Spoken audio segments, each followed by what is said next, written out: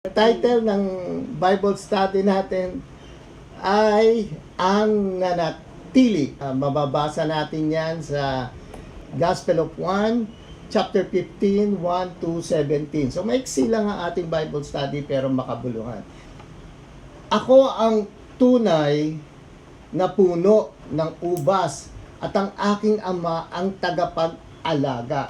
Medyo metaphor. Ang ibig sabihin, medyo talinghaga ang pagkakasabi ni Jesus na kung tayo ay isa sa mga disipulo. In fact, hindi lang po disipulo, hindi lang po yung mga apostol na ginawa niyang 11 apostles, Marami rin po doon yung mga kababaihan, kaya titingnan yung picture natin, May mga kababaihan. Sino ba itong mga kababaihan na yan? Yan po yung mga nagtumutulong kala Jesus, saka doon sa mga disipulo niya na nagpe-prepare ng mga pagkain. So, eto na, nagsimula na, sinabi ni Jesus, ako ang tunay na puno ng ubas at ang aking ama ang taga-pag-alaga. Kapag sinabi na taga-pag-alaga, siya po ang gardener. So, ibig sabihin, yung ubas, may gardener. So, makikita natin na inaalagaan ng gardener yung ubasan. Ganun po yan. Pero, kapag sinabi mong tunay na puno ng ubas, parang sinasabi ni Jesus, doon sa templo po kasi nila nung araw, ay merong parang mock-up, parang may ginawang ubas doon sa templo. Parang sinasabi niya na ako ang puno ng ubas. So, it reminds them of their temple. Sa templo namin, may ubas na ginawa doon na parang lumalabas, ikaw pala yun, Jesus. So, ang ama ang pag-alaga. So, siya yung ubas, pero ang ama ang nag-aalaga sa ubas. Tignan natin kung anong gusto sabihin ni Jesus yan. Inaalis niya ang bawat sangang hindi nagbubunga at kanya namang pinuputulan at nililinis ang bawat sangang nagbubunga upang magbunga pa ng lalong sagana. Sino pong gumagawa nito? Yung ama. So, ang mga ginagawa niya, inaalis daw yung mga sangang hindi nagbubunga. Aalisin ko yan, Tatagayin niya siguro, katulad ng gardener, di ba? Yung mga nag-aalaga ng mga halaman, gano'n, di ba? O kahit tayo, pagka meron tayong halaman, anong ginagawa natin? Tinataga natin yung sanga na kung saan hindi nabubunga, na hindi ka nabumunga, tanggalin kita. At kanyang pinuputulan at nililinis. Ano ibig sabihin pinuputulan at nililinis? Tinitrim niya yung puno ng ubas. So, para upang magbunga pa ng lalong sagana. Yun pala yun. Ang pruning o pag-aayos o paglilinis ng puno ay para maging sagana pa. Gumanda pa ang punong iyon. Kanino kaya hinahalin tulad yon? Eto, nalinis na kayo. Ayun, tayo pala, para sa atin pala yun. Nalinis na kayo sa pamamagitan ng salitang sinabi ko sa inyo. Manatili kayo sa akin at mananatili din ako sa inyo. Yun ang sinasabi ni Jesus. Na manatili kayo, pakinggan nyo yung mga tinuturo ko sa inyo. At nalilinis kayo sa pamamagitan ng mga salitang ito. Hindi magbubunga ang sangang hindi nananatili sa puno. Gayon din naman, hindi kayo magbubunga kung hindi kayo mananatili sa akin. Ano ba yung magbubunga? Kung iisipin natin, kung isa tayo sa mga nakikinig doon, at hindi daw ako magbubunga kung sakaling hindi ako mananatili kay Jesus. Malalaman po natin yan. Mamaya tingnan natin. Ako ang puno ng ubas at kayo ang mga sanga. Nakakatuwa, Dinidescribe niya tayo para makita natin sa ating isipan. Ganun pala ang relasyon natin kay Jesus. Siya yung puno ng ubas at kayo naman ang mga sanga, ang nananatili sa akin at ako sa kanya ang siyang nagbubunga ng sagana. So, ibig sabihin, pag wala na tayo dun sa puno, hindi na tayo mamumunga. sapagkat wala kayong magagawa kung kayo'y hiwalay sa akin. Totoo. Apart from Jesus, may magagawa pa ba tayo? Parang wala. Talagang natutuwa ako mismo nakakilala kay Jesus. Nung nakakilala ako kay Jesus, doon ko nakita mas importante pala makilala ko si Jesus kaysa mga ginagawa ko sa buhay. So ngayon, eto na, tuwan-tuwa naman kami dahil kahit papano, unti-unti nating nakikilala si Jesus. So pagpatuloy po natin, ang hindi nananatili sa akin, gaya ng sanga, ay itinatapon at natutuyo. Ang ganoong mga sanga ay tinitipon, niyahagis sa apoy, at nasusunog. Ouch! So, wow, kung titignan natin, no, literally ko explain natin yan. Totoo, di ba, yung mga sanga na hindi naman namumunga, natutuyo, tinatagayan, tapos ginagawa na lang panggatong. Pero ano bang gusto sabihin ni Jesus dito? Parang sinasabi niya na kung wala kayo, apart from me, you can do nothing. Para bang, kapag wala na kayo sa akin, hindi kayo kumapit sa akin, wala kayong magagawa. Kaya ang gagawin sa inyo, titipunin kayo, yahadis kayo sa apoy, para sunugin. Ouch! Pero tayo dapat kumapit lagi kay Jesus. Yan ang gusto niyang sabihin. Kung nananatili kayo sa akin at nananatili sa inyo ang aking mga salita, hingin ninyo ang anumang nais ninyo at matutupad. Iyon para sa inyo. Yung palang gusto sabihin ni Jesus, manatili tayo sa Kanya. Parang isang sanga na nanatili doon sa puno na hindi tayo maalis doon. Na ang ating sustansya nakukuha natin doon sa puno. So parang pinapakita ni Jesus dito na manatili kayo sa aking salita. Tapos hingin nyo lahat ng gusto nyo at matutupad, ibibigay ko sa inyo. Ano ba yung mga yan? Material na bagay o spiritual na bagay? Both. Pareho po yan. Pwede tayong humiling ng material, pwede tayong humiling ng spiritual. Pero ngayon, sa gabing ito, gusto ko ang hingin natin yung spiritual para maintindihan natin mabuti itong tinuturo ni Jesus. Napaparangalan ang aking Ama kung kayo'y masaganang nagbubunga. At sa gayon, kayo'y magiging mga alagad ko. So parang makikita sa ating buhay, kayo, tayo, ako, na ginagawa natin yung mga itinuturo ni Jesus at nakikita na medyo kakaiba yung taong to. Diba? Yun ang ating bunga. Nakikita sa ating pamumuhay na tayo ay namumunga. Na ang buhay natin nakasalalay lahat sa mga katuruan ng ating Ama dinala ni Jesus. At tayo gayon kayo'y magiging mga alagad ko or disciple. Yan po ang gustong sabihin dyan. Kung paanong inibig ako ng Ama, gayon din naman iniibig ko kayo, manatili kayo sa aking pag-ibig. Kung tinutupad ninyo ang aking mga utos, mananatili kayo sa aking pag-ibig. Kung paanong tinupad ko ang mga utos ng aking Ama, at ako'y nananatili sa kanyang pag-ibig. So, Jesus is our example. Parang pinakikita niya dyan na manatili kayo sa pagmamahal ng Ama. At manatili rin kayo sa akin. Tignan niyo ako, nanatili ako sa pagmamahal ng Ama. So, tayo ganun din. Kasi kung minsan, nakakalimot tayo eh. Lalo na itong mga Bible study natin, nakakalimutan na natin right after the Bible study. Pero pinapaalala ng banal na Espiritu sa atin. Kaya kung minsan, pag naliligaw tayo, pinapaalala ng Holy Spirit. Yun po ang trabaho ng banal na Espiritu. Na manatili tayo sa salita ni Jesus na kanyang iniwan.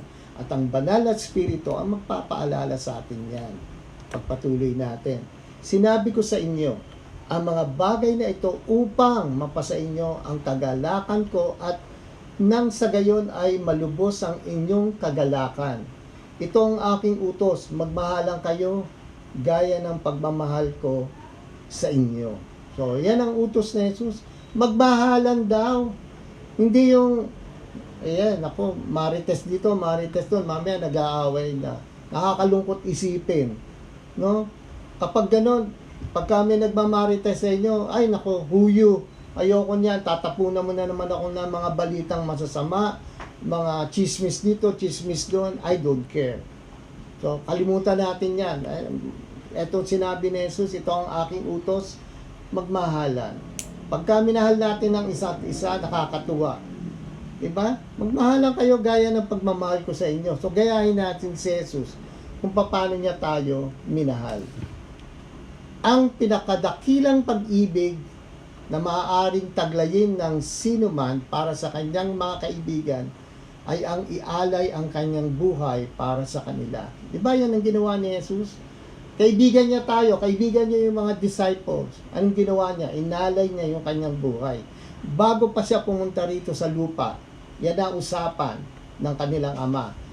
Oh, Jesus, yung mga kapatid mo doon na sa lupa, iaalay mo yung buhay mo para sila ay makuha mo, para mapatira natin dito sa langit, sa inihanda mong bahay para sa kanila. Yan po yan eh. Kayo yung mga kaibigan ko, kung tinutupad ninyo ang aking mga utos. Kayo kaibigan ko. Bakit sinabing kaibigan? Alam nyo sa Proverbs 18:24, one who has unreliable friends soon comes to ruin. But there is a friend who sticks closer than a brother. Wow. Totoo. Ako po, aaminin ko sa inyo, ilang taon na kami hindi nag-uusap ng mga kapatid ko kasi simula nung namatay yung mami ko at yung daddy ko. Ever since naman kasi, ang mami ko at daddy ko hindi na nag-uusap. Na-transfer na sa amin yung ganon. Although we are in a, sa isang bahay lang. Pero, hindi ko kami nagkakaroon ng good communication sa bahay. Pero ang sinabi ni Jesus dito, mas okay pa yung kaibigan. Totoo po, may mga kaibigan tayo na nasasabihan natin. No, di ba? May mga kaibigan tayo nasasabihan. Nasasabihan natin ng mga problema sa buhay. Hindi yung kapatid mo, pagka sinabi mo problema mo sa buhay, lagot ka pa. Ikaw kasi, ganyan. Sisihin ka pa. Pero anong sinabi rito?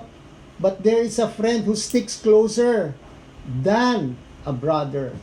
Sino po yun? Ang gusto sabihin nito si Jesus, I am your brother. Kaya nga ako sa church, diba? Brother, diba? Sister, hindi ko na kayo tinuturing na mga alipin. Ayun na, inalis na. Bakit? Hindi na kayo alipin. Higher ranking na sapagkat hindi alam ng alipin ang ginagawa ng kanyang Panginoon. Totoo po. Kunyari, meron tayong katulong sa bahay. Pupunta tayo sa kaibigan natin. Alam mo, oy, Yaya, pupunta ako doon sa kaibigan ko kasi mag-ano kami doon, magba-basketball kami. Ano nga naman sabihin ko pa doon sa yaya namin sa bahay o katulong? Hindi. Meron na akong mga lakad na hindi ko na kailangan sabihin doon sa yaya ko o sa katulong namin. Kaya sabi ni Jesus, hindi ko na kayo tinuturing na mga alipin sapagkat hindi alam ng alipin ang ginagawa ng kanyang Panginoon. Sa halip, tinuturing ko na kayong mga kaibigan, friends, sapagkat sinasabi ko sa inyo ang lahat ng narinig ko sa aking Ama. Wow, yan pala ang turing ni Jesus sa atin. Hindi alipin. Kasi nung araw, ganun po ang sitwasyon ng isang pamilyang may kaya. Bumibili sila ng alipin. At yun ay talagang kanilang inaalipin o sabihin na natin utusan. Pero hanggang doon lang may limit. Ang sinabi ni Jesus, hindi kayo alipin. Kaibigan ko kayo. Friends tayo forever. Parang ganun ang sinasabi ni Jesus. Ibahin na natin ang ating relasyon. Yung ginagawa ko, malalaman nyo na. Hindi to sikreto. Lahat ng kaibigan ko, alam nyo kung anong gagawin ko. Hindi kayo ang pumili sa akin. Ako ang pumili sa inyo. Hinirang ko kayo upang kayo'y humayo at magbunga at manatili ang inyong bunga. Kumbaga parang sinasabi na ni Jesus yung instruction dun sa mga disciples na, oy kayo I want you to go to places, to all your friends, to all your relatives, o kung saan man, humayo kayo. Pero magbunga at manatili ang inyong bunga. Ipakita nyo, nakakaiba kayo. Ipakita nyo na meron kayong relasyon sa akin, na nagbunga. Sa gayon, ang anumang hingin ninyo sa Ama, sa aking pangalan, ay ibibigay sa inyo. Wow! May ganun pala, no? Pag hiniling natin sa ating Ama, meron na ba tayong hiniling na hindi ibinigay ng Ama? Binibigay ng Ama lahat yan. Yung tamang paghiling. Tsaka nasa tamang oras kung kailan niya ibibigay ito. Ito nga ang utos ko sa inyo, magmahalan kayo. Yun ang sinabi ni Jesus, magmahalan kayo. Yan ang parang sinasabi niyang, ito ang utos ko sa inyo, ha. Ito na ultimatum, magmahalan kayo. Tapos na po ang ating Bible study, makikita natin, talagang si Jesus ay inutusan tayo, magmahalan sa isa't isa. Hindi yung magkakasama tayo rito, tayo pa yung nag-aaway-away. Tayo pa yung, oy si ano, ganyan, oy si ano yung ganyan. Totoo po, kung bakit sinabi ni Jesus yun. Naobserbahan ni Jesus, ganyan din po yung mga disipulo niya. Sila mismo nag-aaway. Kaya ang huling habilin ni Jesus, magmahalan kayo para maging example kayo sa mga tao. Tingnan natin kung anong mensahe makukuha natin dito. Ang nananatili kay Jesus sa pagsunod sa kanyang mga salita ay hinalintulad niya sa isang sanga ng puno ng ubas na sagana ang bunga. Si Jesus ang puno at ang Ama ang tagapangalaga. O, nakakatuwa, no? Andun pala tayong nakadikit kay Jesus. Siya yung puno, tayo yung sanga, at ang Ama natin ang tagapag-alaga. Ano ibig sabihin? Tagapagdilig. So, ang provision nanggagaling sa Ama. Ang ating growth, ang ating paglago ay naggagaling din sa Ama. Pero dapat kapit lang. Kapit kay Jesus. Dahil nasa Kanya ang katuruan ng Ama. Doon tayo matututo. Yan po ang gusto sabihin diyan. Nagsimula sa alagad o disciple at ngayon kaibigan na ang turing ni Jesus sa lahat ng sinabihan niya ng salita ng Ama. Makikita natin, tumataas ang ranggo natin. From alagad or disciple o dinidisiplina ni Jesus, yun po ang ibig sabihin ng disciple, disciplining. Kaya po galing sa salitang discipline niyang disciple at ngayon kaibigan na. So kaibigan na ang turing, tapos na kitang disiplinahin. And in fact, for 3 years, pinakita ni Jesus kung paano niya dinisiplina ang kanyang 12 disciples. At hindi lang po yan, marami pong nakasunod dyan na nadidisiplina din. Katulad ni Mark, yung sumulat ng Gospel of Mark. Siya po ay isa rin sa mga disciple ni Jesus. Yung 12 apostles, 11 apostles po kung tawagin, hindi pala 12. Dahil si Judas, naggudas na, nagtraidor na. Kaya ang parang sinabihan niya, apostle kayo. Ang apostle naman po, tigahatid ng kanyang salita. So, ibig sabihin, na disiplina kayo, itataas ko ng konti ang inyong posisyon, kayo na ngayon ay apostle. Yan po yan, yung 11 apostles. Pero hindi lang po sila. Remember, tayo po naging apostle na rin. Pero yung title na yan, hindi po natin kailangan gawing capital letter A yung apostle, kung hindi yan po ay gawain. Lahat po tayo hinahangad na ni Jesus at ng ating Ama na maging apostle. Kapag nadisiplina na tayo ng mga kwento ni Jesus, mga katuruan, we should be apostles of Jesus. Not the title, yung gawain po, being apostle. Ibig sabihin, ikinakalat na natin, tinutulungan natin ang pagkalat ng salita ni Jesus sa buong mundo. Tinupad ni Jesus ang usapan nila ng Ama upang maipakita ang pagmamahal sa atin at dumaloy din ang pagmamahal natin sa isa't isa. Yun po yun eh. Yung pagiging apostle, diyan po yun dadaloy yung pagmamahal natin sa isa't isa.